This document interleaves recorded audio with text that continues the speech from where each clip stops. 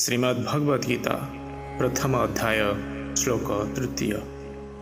पश्यैतां पाण्डुपुत्राणाम् आचार्यमहतिं च मुं व्यूढां द्रुपदपुत्रेण तव शिष्येण धीमता। हे आचार्य, पांडुपुत्र मानकर एक विराट सैन्य बाहिनी को देखंतु।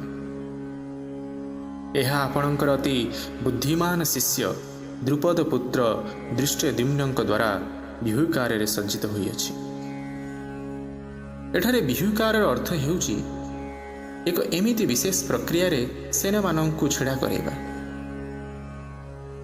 एक एमिति व्यूह जेउठारे पशिबा बहुत कष्टकर।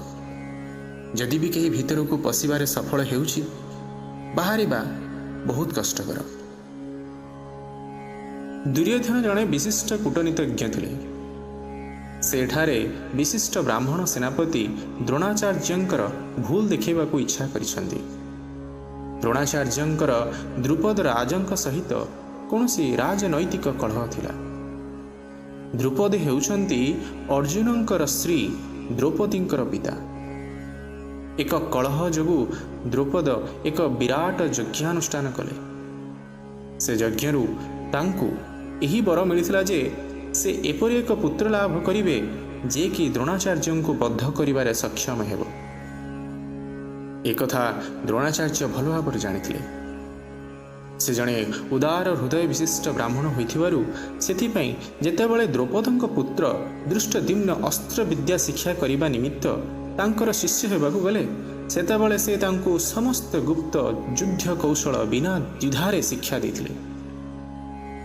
वर्तमान कुरुक्षेत्र युद्धरे दृष्टद्युम्न पांडव मानक पक्ष ग्रहण कले एवं से द्रोणाचार्य ठारू युद्ध कौशल शिक्षा करिबा परे वर्तमान पांडव मानकर सैन्य मानकु विवाह आकार सजाइछंती।